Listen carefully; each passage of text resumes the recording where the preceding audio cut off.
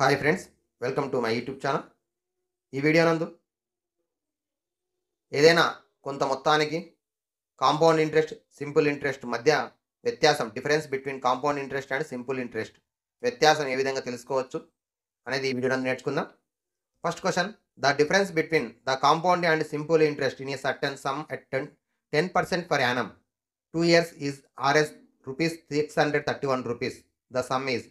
కొంత సొమ్ము తీసుకున్నాం, సంవత్సరానికి 10% వడ్డీ చొప్పున 2 సంవత్సరాలకు చక్రవడ్డీ మరియు సాధారణ వడ్డీ లేదా బారు వడ్డీ అంటాం. వాటి మధ్య భేదము 631 రూపాయలు అయినట్టయితే ఆ సొమ్ము ఎంత అని అడిగిండు. ఇక్కడ మనకి ఫార్ములా డిఫరెన్స్ మధ్య భేదము compound interest difference of simple interest and compound interest equal to P into 2 years time అనేది 2 ఇయర్స్ ఉన్నప్పుడు r/100 whole power of n or 2 P into r/100 whole power of 2. ఇది ఫార్ములా. సో ఇప్పుడు మరి చక్రవడ్డీ బారు వడ్డీ మధ్య వ్యత్యాసం ఎంత ఇచ్చిండు? 631 రూపాయలు ఇచ్చిండు. ఈజ్ ఈక్వల్ టు మనకు అడిగినటువంటి క్వశ్చన్లో కూడా అసలు అడిగిండు, ప్రిన్సిపల్ అమౌంట్ అడిగిండు. ఇంటూ ఇంట్రెస్ట్ రేట్ 10 ఇచ్చిండు.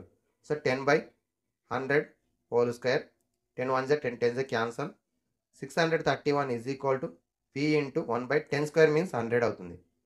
100 డివైడ్ చేస్తుంది, లెఫ్ట్ నుంచి రైట్ నుంచి లెఫ్ట్కి వస్తే మల్టిప్లై అవుతుంది. 631 into 100 that is equal to P is equal to 63,100 rupees.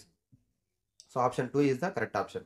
Okay, మనకి ఒరిజినల్ ఫార్ములా 2 ఇయర్స్ కాలానికి కాంపౌండ్ ఇంట్రెస్ట్ మరియు సింపుల్ ఇంట్రెస్ట్ మధ్య వ్యత్యాసానికి P into r/100 whole power of 2. ఇక్కడ ఆర్ అంటే ఇంట్రెస్ట్ రేటు, పి అంటే principal. So 2 years. So R P into 1/10/100 whole square మరి cancel చేస్తే 100 డివైడ్ చేస్తుంది, లెఫ్ట్ సైడ్కి వస్తే మల్టిప్లై అవుతుంది. P is equal to 63,100 rupees అవుతుంది. ఓకే, నెక్స్ట్ సెకండ్ క్వశ్చన్ చూద్దాం. Find the rate of interest if the difference between compound and interest simple interest for 8,000 rupees compounded annually for 2 years is 20 rupees. 8,000 రూపాయలపై వడ్డీ లెక్కకట్టు పద్ధతిన, సంవత్సరానికి వడ్డీ లెక్కకట్టు పద్ధతిన 2 సంవత్సరాలకు చక్రవడ్డీ మరియు బారు వడ్డీల మధ్య వ్యత్యాసం 20 రూపాయలు అయినట్టయితే వడ్డీ రేట్ ఎంత అని ఇచ్చిండు.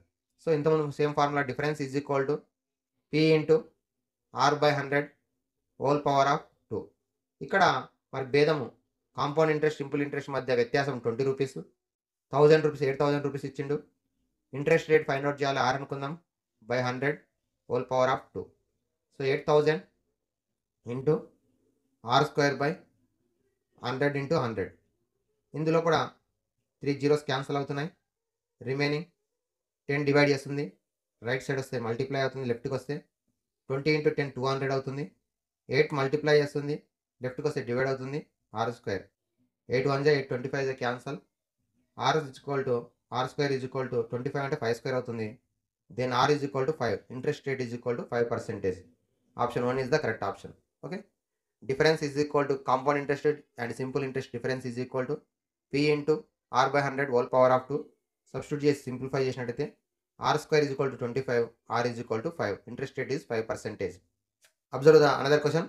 If the difference between simple and compound interest is 25 rupees on 10,000 rupees for 2 years, then what is the rate of interest? So ఇక్కడ కూడా సేమ్ క్వశ్చన్, సేమ్ మ్యాటర్. అయితే ఇక్కడ అమౌంట్ వచ్చేసి 10,000 రూపీస్ ఉంది, అలాగే వ్యత్యాసం 25 రూపీస్ ఉంది. So difference is equal to P into r/100 whole square. So d అంటే ఇక్కడ వ్యత్యాసం 25 రూపీస్, పి అంటే 10,000 రూపీస్, అలాగే r square by 100 into 100. So 100 into 100 means cancel చేసి 10,000 కాబట్టి r square is equal to 25 is right, 5 square, then r is equal to 5. So this one is also 5%. వడ్డీ rate 5% అవుతుంది. ఈ విధంగా మనకి compound interest and simple interest మధ్య వ్యత్యాసము, మరి ఇక్కడ వడ్డీ రేటు, అసలు, అలాగే సమయం, ఇక్కడ కాలం 2 ఇయర్స్ ఉన్నప్పుడు మాత్రమే ఈ ఫార్ములా పనిచేస్తుంది. ఈ ఫార్ములా ఆధారంగా తెలుసుకుంటాం. నెక్స్ట్ వీడియోలో కూడా మరి 3 ఇయర్స్ ఉన్నప్పుడు ఏ విధంగా తెలుసుకోవచ్చో నేర్చుకున్నాం. Thank you. Like, share and subscribe my YouTube channel.